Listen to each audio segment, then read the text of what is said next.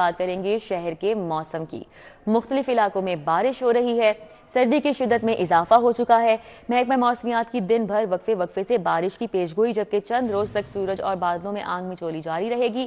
محکمہ موسمیات کی جانب سے یہ پیشگوئی کی جا رہی ہے۔ موجودہ درجہ حرارت 17 ڈگری تک ریکارڈ کیا گیا ہے۔ موسم کی صورتحال مزید بتائیں گی ہمیں سمرا فاطمہ۔ جی سمرا، بتائے گا کیسا موسم ہے شہر کا؟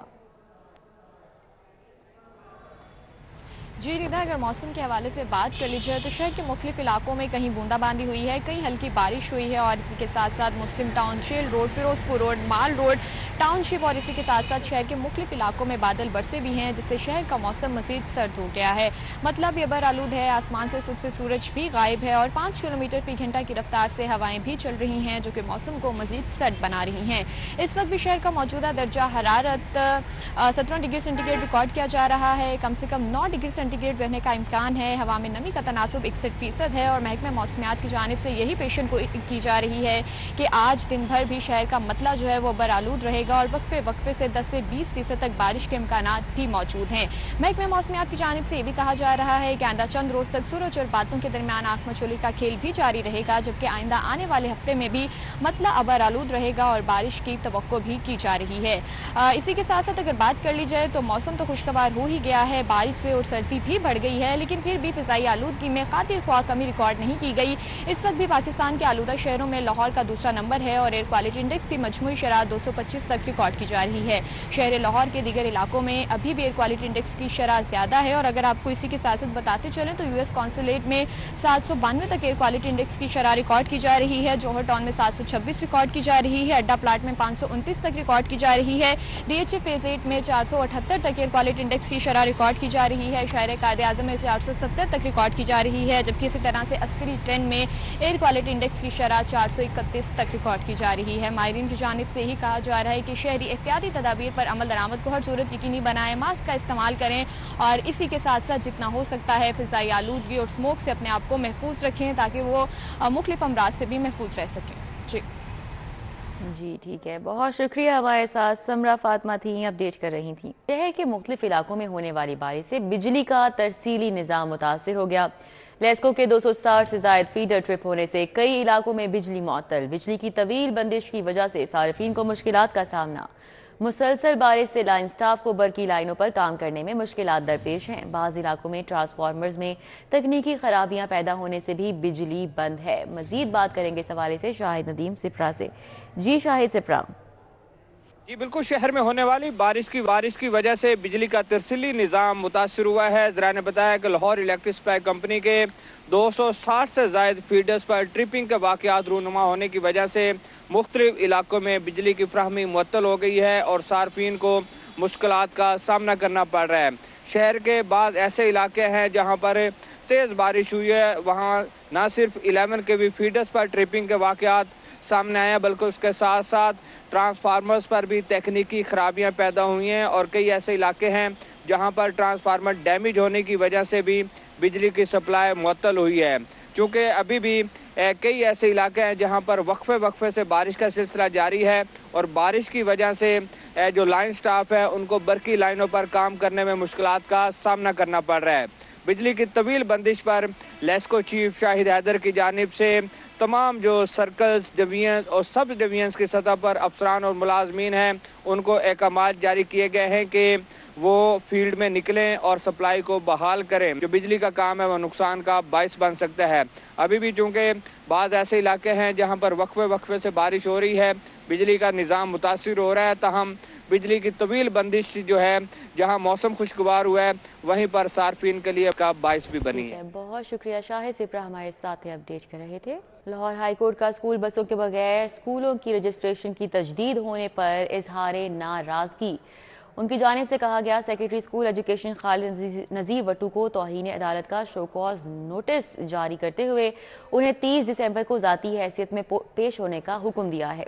مزید بات کر لیتے ہیں اس حوالے سے ملک اشرف سے۔ جی ملک اشرف۔ ہائی کورٹ میں سموت تدارک متعلق کیس کی سماعت ہوئی ہے، اور عدالت نے بسوں کے بغیر ہی اسکولوں کی تجدید کرنے پر اظہار ناراضگی کیا ہے۔ سیکریٹری اسکولز کو شو کاز نوٹس جاری کرتے ہوئے پیر کے روز انہیں پیش ہونے کا حکم دیا ہے. اسی والے سے ہم بات کرتے ہیں ممبر ماحولیاتی کمیشن ہینا حفیظ اللہ سے. آپ بتائیں کہ آپ نے جو آج رپورٹ بھی پیش کی اور عدالت نے ناراضگی کا اظہار بھی کیا اسکول بسوں کے حوالے سے, اس پہ کیا کہیں؟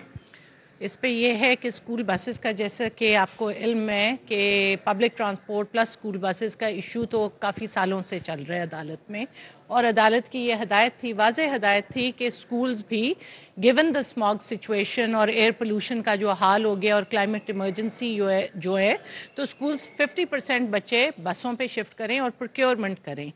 تو ہمیں حیرت اس بات کی ہوئی کہ ہماری میٹنگ ہوئی منسٹر انوائرمنٹ سے, اور جتنی ہمیں خبریں آ رہی ہیں سی ایم کے حوالے سے بھی, تو وہ ہم نے بتایا کہ اب یہ امینڈمنٹ کر رہے ہیں اسکول آرڈیننس میں, لیکن انہوں نے بسز کی شک پھر نہیں ڈالی. تو اس پہ عدالت نے بلایا ہے اب سیکٹری اسکول کو. اس میں یہ ہے کہ ایل ڈی اے جب اجازت دیتا ہے تو ہمیں بتایا گیا ہے کہ اس میں اسکولز کی ڈراپ لین مینڈیٹری ہیں, لیکن 2-4 اسکولز کے علاوہ کسی نے ڈراپ لینز نہیں بنائے. تو یہ پھر ایل ڈی اے کو بھی ہدایت دینی چاہیے, امپلیمنٹ کرنا چاہیے یہ اسکولوں سے کہ وہ لے کے جائیں اور اپنی ڈراپ لینز بنائیں تاکہ سڑکوں سے رش ہٹے. پھر بالکل جس طرح آپ موٹر وے پولیس کا دیکھ لیں, جب موٹر وے بنی تھی تب بھی 700-750 فائن تھا اور ڈیٹرنٹ تھی. جتنے آپ وہاں وائلیشنز ہوتی تھیں کمپیئر ٹو جو شہروں میں ہوتی ہیں بہت کم تھیں. اب موٹر وے نے بھی اپنا فائن بڑھایا ہے, وائلیشن ان کا ریٹ ان کا بھی کم ہے.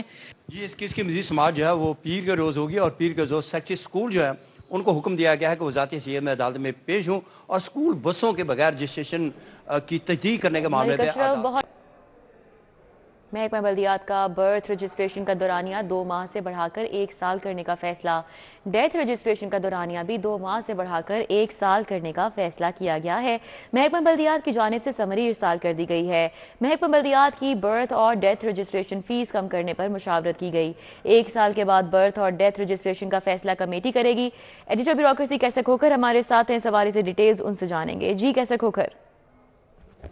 جی, محکمہ بلدیات نے جو برتھ رجسٹریشن جو ہے وہ 2 ماہ سے بڑھا کر 1 سال کرنے کا فیصلہ کیا ہے, اور جو ڈیتھ رجسٹریشن ہے وہ بھی 2 ماہ سے بڑھا کر 1 سال تک کرنے کا فیصلہ کیا ہے. اور یہ سمری محکمہ بلدیات نے وزیر اعلیٰ پنجاب کو کابینہ کو ارسال کر دی ہے. جبکہ اس کے بعد جو 1 سال کے بعد اگر کوئی برتھ سرٹیفکیٹ یا رجسٹریشن کرائے گا ڈیتھ سرٹیفکیٹ کی, تو اس کے لیے کمیٹی کے پاس کیا جائے گا, پھر کمیٹی فیصلہ کرے گی. جبکہ محکمہ بلدیات نے ایک اور تجویز تیار کی ہے, اور یہ بھی مشاورت میں ہے کہ جو برتھ رجسٹریشن کی فیس ہے وہ کم کر دی جائے اور ڈیتھ رجسٹریشن کی فیس جو ہے وہ بھی کم کر دی جائے. اس وقت برتھ رجسٹریشن کی فیس 200 روپے ہے, وہ کم کرنے کی تجویز جو ہے اس پر مشاورت ہو رہی ہے, غور و فکر ہو رہا ہے, اور محکمہ بلدیات جلد اس حوالے سے بھی جلدی کوئی فیصلہ لے گا. اور یہ لیکن جو ڈیتھ سرٹیفکیٹ اور بیڈ کی رجسٹریشن کی جو میعاد 2 ماہ سے 1 سال کرنے کی سمری جو ہے کابینہ کو. ٹھیک ہے, کیسے کھوکھر, بہت شکریہ. محکمہ ہائر ایجوکیشن نے 78 اساتذہ کے ٹرانسفر کے احکامات جاری کر دیے ہیں. 6 ایسوسیٹ, 27 اسسٹنٹ پروفیسر کے تبادلے کیے گئے ہیں. 35 لیکچرار کے تبادلوں کے بھی احکامات جاری کر دیے گئے ہیں. متعلقہ اساتذہ کے ان کی خواہش کے مطابق تبادلے کیے گئے ہیں, جبکہ متعلقہ اساتذہ نے ای ٹرانسفر کے لیے اپلائی کر رکھا تھا. متعلقہ اساتذہ کے لاہور سمیت دیگر اضلاع میں تبادلے کیے گئے ہیں. مزید تفصیلات جان لیتے ہیں اس حوالے سے عمران جھنس سے. جی عمران, آگاہ کیجیے گا. محکمہ ہائر ایجوکیشن نے لاہور سمیت صوبے بھر کے 78 اساتذہ کے ٹرانسفر کے احکامات جاری کر دیے ہیں. ان میں ایسوسیٹ پروفیسر, اسسٹنٹ پروفیسر اور لیکچرار شامل ہیں. متعلقہ اساتذہ جو ہیں وہ ایک عرصے سے ٹرانسفر کی امید میں تھے اور انہوں نے آن لائن ٹرانسفر کے لیے اپلائی کر رکھا تھا. جو آرڈر محکمہ ہائر ایجوکیشن کی جانب سے جاری کیے گئے ہیں اس کے مطابق 6 ایسوسیٹ پروفیسرز کے تبادلوں کے احکامات جاری کیے گئے ہیں, جس میں 3 مرد ایسوسیٹ پروفیسر ہیں اور 3 خواتین ایسوسیٹ پروفیسر ہیں. 27 اسسٹنٹ پروفیسر کے احکامات جاری کیے گئے ہیں, جن میں 11 مرد اسسٹنٹ پروفیسر ہیں اور 16 خواتین اسسٹنٹ پروفیسر ہیں. اسی طرح 45 لیکچرار کے تبادلے جو ہیں وہ ان کے احکامات جاری کیے گئے ہیں, جن میں 15 مرد لیکچرار ہیں اور 30 خواتین لیکچرار ہیں. متعلقہ اساتذہ نے جو ہے وہ ٹرانسفر کے لیے ای ٹرانسفر کے لیے اپلائی جو ہے وہ کر رکھا تھا, اور لاہور سمیت دیگر اضلاع میں ان کے ٹرانسفر جو ہے وہ ہیں. بہت شکریہ. LDA सिटीजन फैसिलिटेशन सेंटर की रवां साल की कारकर्दगी रिपोर्ट। रवां साल LDA सिटीजन फैसिलिटेशन सेंटर में शहरियों का मुस्बत रुझान रहा। इस रिपोर्ट के हवाले से मजीद जानेंगे, हमारे साथ दुर नायाब हैं। जी दुर नायाब। जी बिल्कुल, LDA हुकाम ने 2024 साल के अंदर जो LDA फैसिलिटेशन सेंटर में सिटीजन्स के साथ जिस तरह का बर्ताव रहा और जो रुझान रहा शहरियों की जानिब से फैसिलिटेशन सेंटर में अपनी दरख्वास्तें जमा कराने के हवाले से, उसकी एक बाकायदा जामिया मुफस्सिल रिपोर्ट जारी करती है और 46,909 दरख्वास्तें डिस्पोज कर दी गई। यानी कि ये 90% से भी 95% के करीब जो है वो शरह उसकी डिस्पोजल करने की रही, जो कि इससे पहले देखने में नहीं आती थी। शहरियों की दरख्वास्तें डिस्पोज नहीं की जाती थी, एतराज़ात की नज़र कर दी जाती थी या उनको जो है वो अटेंड ही नहीं किया जाता था और 5-5, 6-6 महीने जवाब देने की तख़ीर से भी टाइम गुजर जाता था और उसके बाद कहीं उनकी सुनवाई होती थी, जो कि एक बहुत ही मनफी रुझान था। लेकिन इस बार साल 2024 में जो इस्लाहात की गई हैं उसमें ये मुस्बत रुझान देखा गया है। LDA ने रवा साल 65,246 प्रॉपर्टी फाइलों की शिफ्टिंग मुकम्मल की, जो कि एक अचीवमेंट है क्योंकि 2016 से ये नहीं हो पा रहा था और बड़ा मुश्किल हो रहा था। अब तकरीबन 50% से ज़ायद जो है वो फाइलें शिफ्ट की जा चुकी हैं और इसी तरह state of the art property transfer जो है वो सेल कायम किया गया। ऑनलाइन नक्शों की जमा करना और मंजूरी और उनकी इजरा का अमल शुरू किया गया। बहुत शुक्रिया। महकमा एक्साइज ने माली साल के पहले माह के दौरान 50% टारगेट हासिल कर लिया है। 56 अरब 95 करोड़ के टारगेट में से 28 अरब 47 करोड़ रिकवरी की गई है। अली साही मजीद डिटेल्स बता रहे हैं। जी अली साही।